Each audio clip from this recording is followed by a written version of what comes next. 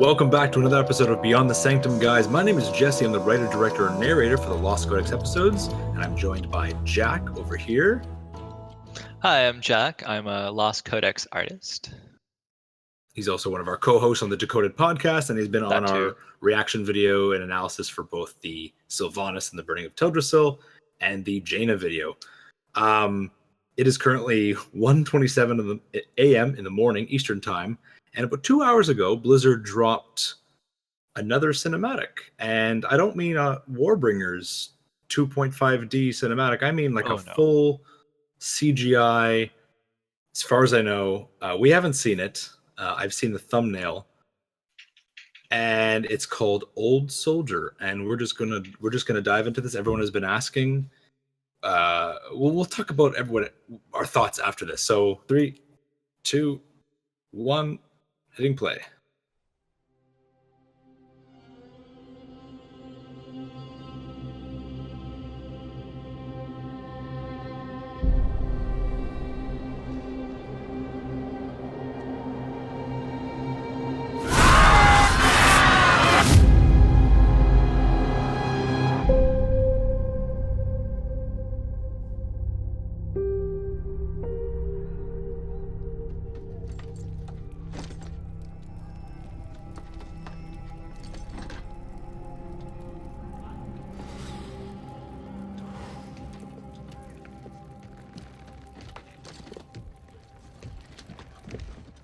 Oh, Lord Saurfang.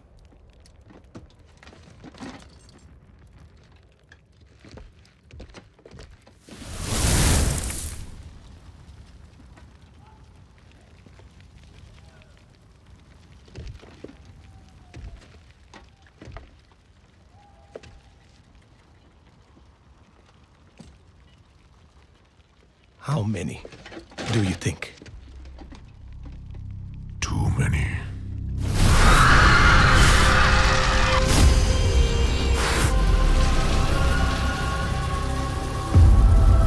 There is no honor in this. They will come for us now. All of them!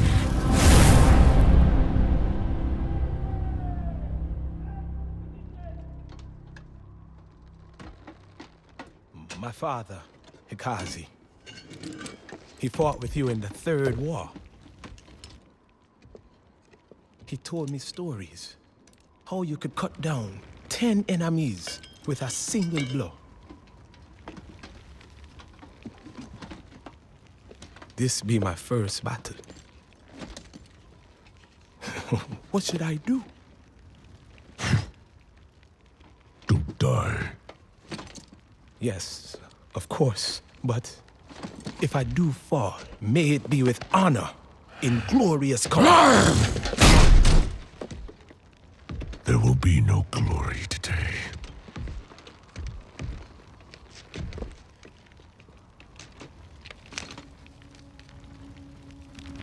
Only pain.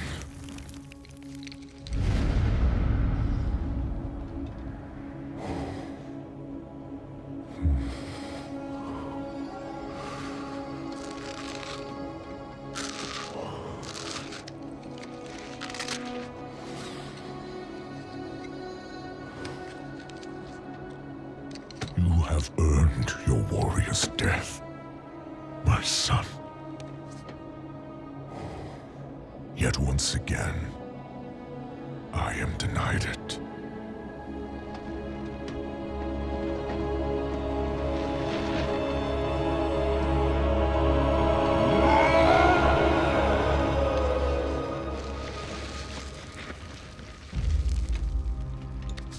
What are you doing? Claiming what is mine.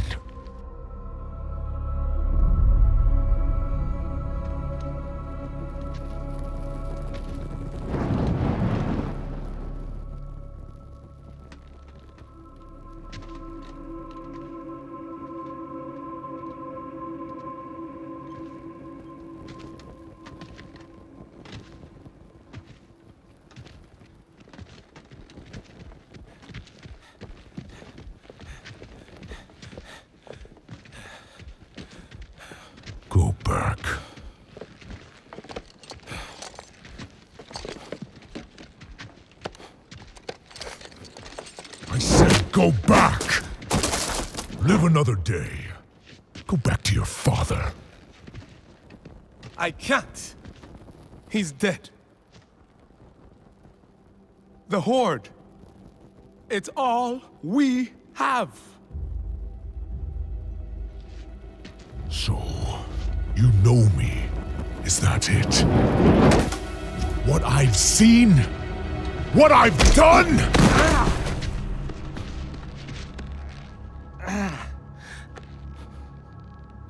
Oh, give up, boy. Like you?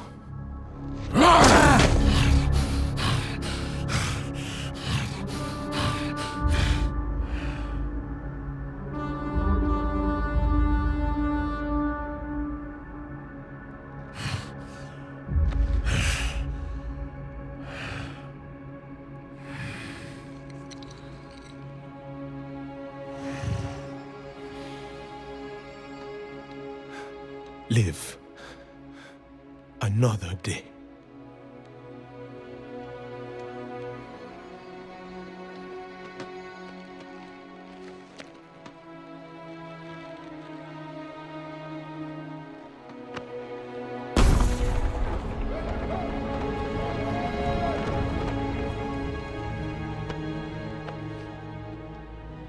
Without honor?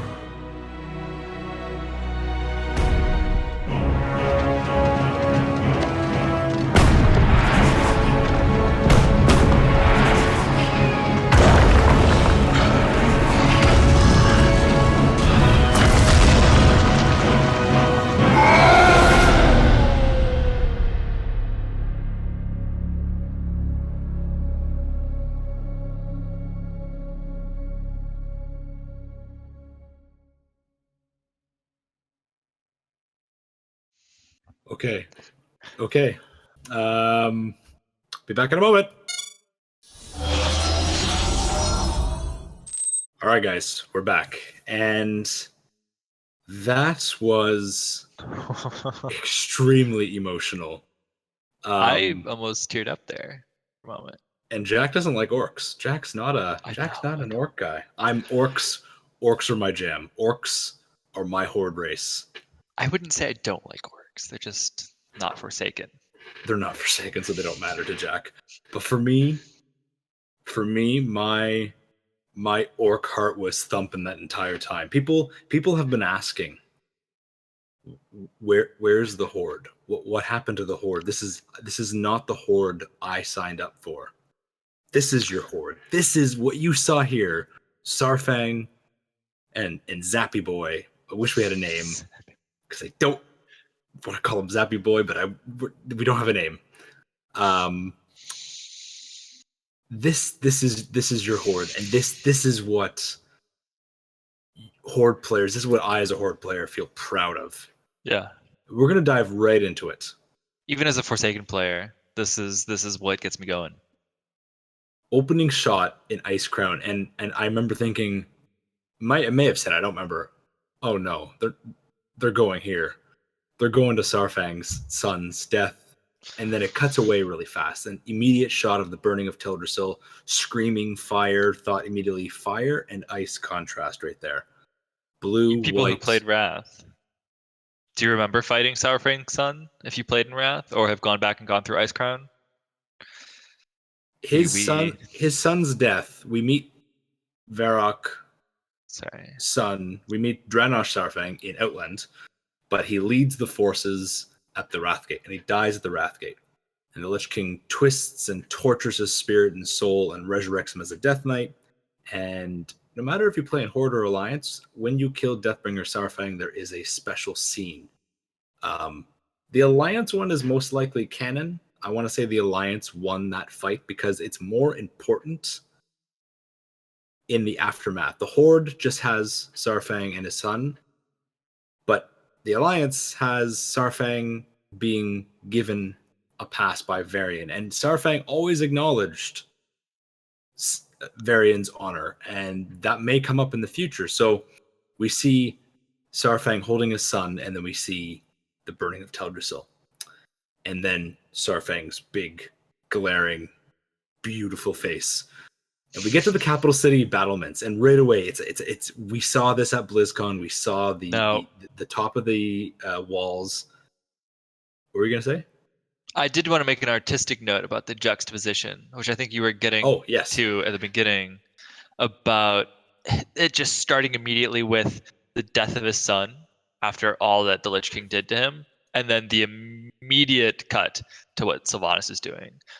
There's a direct association here, or something that's very strongly suggested, that he's associating Sylvanas with Arthas. There is a Lich Queen type association happening here, where he's like, this is what happened to my son, this is what happened with Arthas, and now I'm witnessing something similar again. Fire and ice. Something so horrible. And it's interesting to note, dishonorable. Current Lich King is kind of represented by symbol of fire. Take that what you will. So we go to the capital city battlements, and we see Saurfang removing a shoulder piece. And I do believe in the Battle for Lordaeron trailer at BlizzCon, we saw he's only wearing one shoulder piece. So, and throughout the scene, he removes other pieces. He is stripping away different aspects of him as a warrior. He gets rid of his front. He's wearing tier 1. Tier 1? He's wearing tier 1. It's like an updated version of tier 1. And he's removing that front spiky part, the part that protects your neck, and he removes his other shoulder pad. Big spiky jaw. Big spiky. I want to say the words gorget is what it covers your neck. Anyway. Or gorget. Gorget. That's too alliance-y. Orcs would just call it a gorget. Gorget. So, and then you see a really cool iconic shot of the Alliance war camps in the distance, the fires of their campfires, the siege engines. Jack pointed out when we were talking about the notes here, the Zeppelin towers are still intact, or at least most of them are. That's how I actually recognize it as capital city, because the Lordaeron's architecture is so elegant that it can actually be mistaken for Night Elf architecture at first glance. It's very tall spires, almost like a lot of Dalaran symbols there graceful. As well. Yeah. And you hear the voices of the Alliance in the distance. It is this ominous, looming, holy crap, the Alliance is attacking. And Zappyboi shows up, and he says, how many? And Saurfang has seen the battles and the slaughter of the Draenei in Shattrath City. He has seen the first, second, third war, went to Northrend, fought in the Siege of Orgrimmar. He has seen more battles than we have. Totally. And he still says, too many. And we get an immediate cut back to Teldrassil, and we see... Now, I knew Teldrassil burned. I saw it the other day. I saw it in its glory, and I was still stunned looking at an HD cinematic render of Teldrassil burning, the ships in the water, moving. The branches falling. And if you watch it again, you see dying night elves, dying sentinels and druids on the ground, reaching up, screaming. Yes. Those are the hands you see at the beginning. And then there's the war chief standing there. The camera cuts to the front. To me, what that looks like is she's left them alive in the same way that she left. Remember when she tilts Delaran's head as she's dying to look? She didn't just do it to her. She's like, just cripple them, make it so they're gonna die slowly, so they can see their hope die, so they can see the world tree die. This shows us her cruelty, her absolute need to dominate these people. And remember, this is a characteristic that she's always had. This is not a butchery of her character. We're not going to get into this now, but this is something she's always had. We've already gotten into it previously, even discussing how she was in life. And we're going to talk about that in much more depth in our podcast this week. For sure. And finally, the one thing people have been asking for, Saurfang's reaction. Even I was like... Yes, me too. Like, why, buddy? Like, there's no flavor text from him. Not even like a little NPC bubble? Nothing. And what's so frustrating is we know Saurfang's like that. And I'm honestly so thankful that Blizzard put out the cinematic when it did. It came out at a really weird time, so I'm wondering if that was done on purpose. We were like, is this damage control? There's a part of us that wonders that, you know, a lot of people have been doubting this storyline. And, you know, we said last week, let it play out. Blizzard knows what they're doing. People still freaked out, still shat their pants. And so this came out at a very interesting time. And even I started to get frustrated. Like, I know last week we were talking about how like you shouldn't be berating the writers and the people at even publishing teams who probably made these decisions. But I still think that's true. But it's okay to feel frustration, because I felt some frustration myself. Feedback is fine, but also be kind, but let the story play out. You can kind of bite your jaw, bite your knuckle, and wait for the next part that happens. So then Saurfang says what I was hoping for. There is no honor in this. They will come for us all of them. Now, if you read Before the Storm, I'll read it. At the end of the book, I won't say what happens, but Sylvanas is standing over Anduin, flying over Anduin, and he says, if you kill me now, you start a war, and the entire full might of the Alliance will come crashing down on your head. So make your call. She could kill him right then and there. She doesn't. This threat that Anduin made, the threat that Varian made at the end of Siege of Orgrimmar, if the Horde steps out of line, we will end you. Saurfang knows this. And faction rivalries aside, I'm putting aside my Alliance side and my Horde side, Saurfang knows battle better than anyone. He knows what the Alliance is going to do. He's not thinking that Anduin's some fearless, worthless pup. Now, he might say, and he says in the Collector's Edition things, the boy's not going to start a war tomorrow. But Sylvanas then burns the damn world tree, so he's like, they are coming for us. Every single one of them. The entire force of Team Blue is on the way. And he is scared, and he yells it at her. So people have been wondering, where's Saurfang? God, come for us. Here he is. Here's Saurfang. Here's what you've been waiting for. The glorious Here's what you've been hoping for. I found it funny that there's a little bit of a reference to the meme of his character. Zappyboi says, cut down 10 enemies in a single blow. For anyone who didn't understand that, that's a reference to Saurfang's cleave ability. Back in vanilla, you could Alliance could mind control him in Orgrimmar, and then he could cleave Horde players for like 10 million or whatever. Like, he would just decimate the city with his cleave ability. And that's why you see Saurfang Jr. use a cleave ability in the Wrathgate cinematic, kills like 6 Vrykul in one go. It's a big joke, but that's essentially what happened with Saurfang. And so that's what that a little bit of a funny reference to, and that's why he's become so popular, because he was this Chuck Norris of the Horde that bubbled up with personality and lore as the years went on. Then we get a flashback, another tragic flashback to Varok and Dranosh. The neck piece that he drops into the fire belonged to his son, and he puts his head. Does he take it from his corpse to his son's forehead and says, you've been given your warrior's death, but once again I've been denied. And it goes down to the ultimate orcish mentality of orcs, Loktorogar, victory or death. If they win, great, but when they lose, it's death. It is the ultimate final finale for them, and I'm going to get to that in a second. I found it interesting, and this was a really cool artistic decision, that Saurfang Jr., Dranosh, he's partially ice. Like, he's a Death Knight. Remember, that's the body of a Death Knight right there. His chest was fully frozen, and I thought that was really cool. Like, physically, the Death Knights are solid, moving. And that he still had the necklace all these years later. We know even that he goes and buries his son in Nagrand after the Wrathgate, after the Ice Crown events. He buries his son, and then he's not really seen in Cataclysm. He's mourning. He's in mourning for a while. And the orcs grieve. They grieve heavily. And for Saurfang, it's this: my son was young, and he was denied so many years of battle, and I have still not yet died. It's not that he wants to die. He's not been given that chance to die. He wants honor. He wants honor. He wants to go out, and that's what this next part comes down to. Is, well, the troll says, like, what do I do? And Saurfang does the one thing you don't do to noobs in Battleground and tell them, like, don't die, noob. But that's what he says: don't die. And because he's young, he's a boy. This is his first ever battle, his first ever Battleground, and it's against the full might of the Alliance. Good luck, Zappyboi. And he goes, what are you going to do? And Saurfang says, claiming what is mine. And at this point, both shoulder pads are off. His gorget is off. And he walks outside. And you see the beautiful tree line. The sun is slowly rising. It's now a little bit lighter. And he raises the torch up.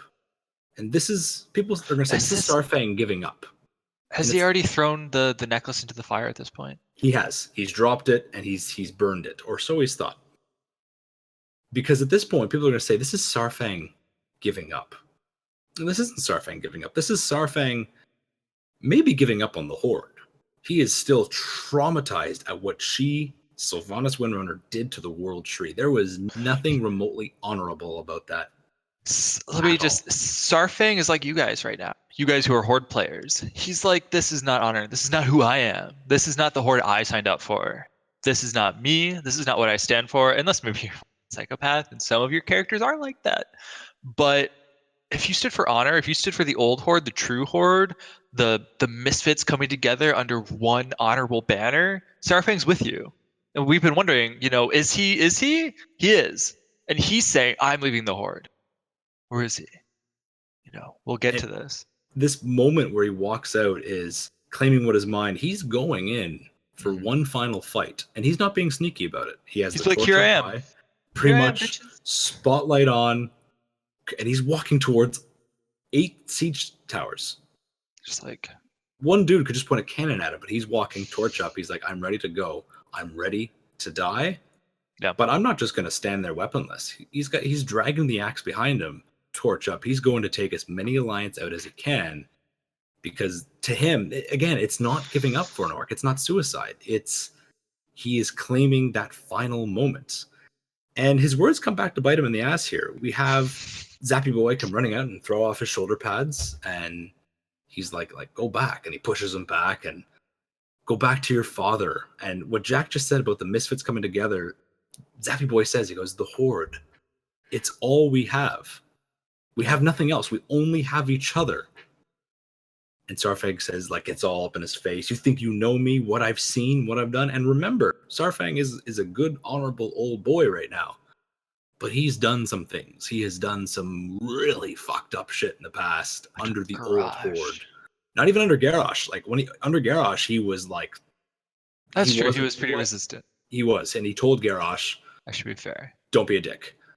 But in the first Horde, he slaughtered Draenei children in the streets. He slaughtered Draenei. He slaughtered humans in Stormwind. Still can't eat pork. He still can't eat pork, right? And Zappyboi throws it back in his face and says, live another day. Gives him back the necklace. And Saurfang's like, because Saurfang says to him, go back, live another day. And Zappyboi says, no, you live another day. And Saurfang is so caught off by that, and then the horns start blaring, so he's like, crap. Remember, Saurfang is treat him almost as your proxy as a Horde player. Just as he, in his final moment, didn't give up hope, I think that's what they're trying to say to you guys. You may feel that this is your darkest hour as a member of the Horde, but the honor is there. It's there to be found, and it's there to be recovered. The true Horde still exists. And that's you. There's a famous quote by Saurfang to Garrosh, and Garrosh throws it in the face of his general. And it's honor. No matter how dire the battle, never forsake it. And you guys, myself included, we forsook our honor in Darkshore. And that wasn't our call. That was the big guns upstairs call. But here's Saurfang again. The Alliance is coming for us. The Alliance... And rightfully so, the Alliance is coming for us. But stand your ground. No matter how dire the battle, never forsake your honor. And that's what Zappyboi throws back in his face. Live another day. Add another battle to your many lists of battle there, Saurfang. And to me, at the end of that video, there's a little bit of a humor. He says, fight another day. And then Saurfang looks at him and says, without armor? ? I thought it said without honor at first. But if you go back... that's what I thought too. And watch that part. He puts his fist over Zappyboi's chest. And he claps him on the shoulder, and you hear the guns blaring in the background, and the sun is rising. The alliance is coming, guys. And he kind of raises his eyebrow. I'm watching it right now. He goes, without armor? And Zappyboi laughs. Zappyboi smiles.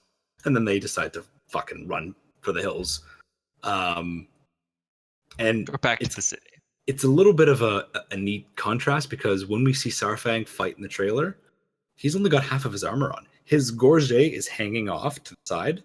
It's only half on. And he's only got one shoulder pad on. He doesn't have both sides on. He's only got one. So he really quickly puts half of it on, and he can't because the alliance is right there. It's so kind of symbolic of how he's somewhere on the brink here. He's somewhere on the precipice between being Horde and not. At least in my opinion. That seems very symbolic to me. It is. Because shedding the armor had a purpose. And then after this, he puts some of it back on. Some of it back on. He's not fully gone, and yet he's still there more than anything. So to me, when I finished watching this, I was not expecting it to be that emotional. They really, to make it emotional with Saurfang, they just had to bring in a sun, and I was like, oh god, this is not what I need at midnight. A 6-minute cinematic of this quality takes time. This has been in the works for over a year. This has been at least a year. And this is what's so interesting about all these different forms of media coming together. Yeah. We've got the comics, we've got the 2.5D cinematics, we've got the in-game cinematics. We haven't seen an in-game cinematic yet. That's next week. That's the Battle for Lordaeron. We've got the in-game quests. We've got the novellas that are coming in the collector's edition, which, by the way, provide a lot of context for Tyrande. Just to dispel some confusion out there, it will be freely available to everybody. The digital version, you'll be able to read it whether you have the collector's edition or not. You'll just miss out on some art, which is, if you want the art, buy the collector's edition. That's it. But the core substance will be available to you whether you've paid the extra or not. It'll be put online as a free short story, but they're the bonus of getting it before everyone else in person. You also get an art book that's part of it, because they're actually getting rid of the art book entirely and they're incorporating the novella into it.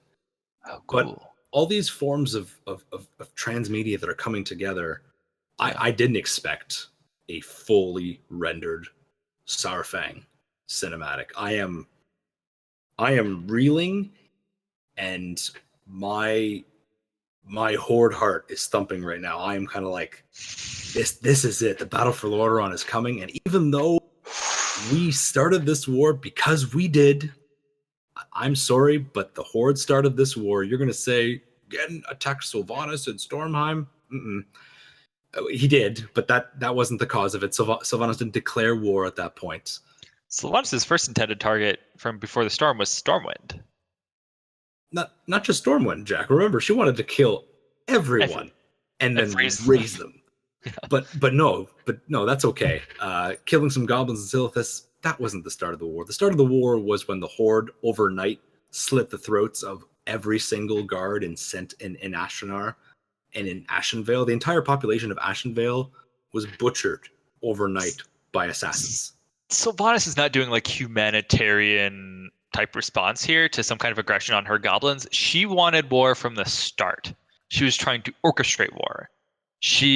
War ends in her favor because war produces dead, and more dead equals more servants of Sylvanas. The more people who die, the more people she can raise to take more Azerite. Azerite makes her feel like a fucking goddess, which probably contributes to the way that she's acting now even more strongly powered, but that's speculation.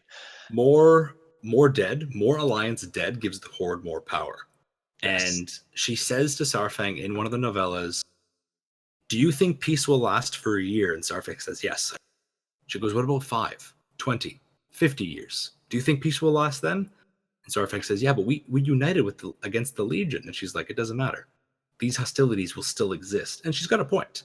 So by starting this war, and I've said this about orcs, I'll say this about the Horde, and I will defend Sylvanas, and by starting this war, you're not going to wait for your enemies to attack you. And she's right. Saurfang's right. Anduin's not going to attack the Horde tomorrow. He wants peace.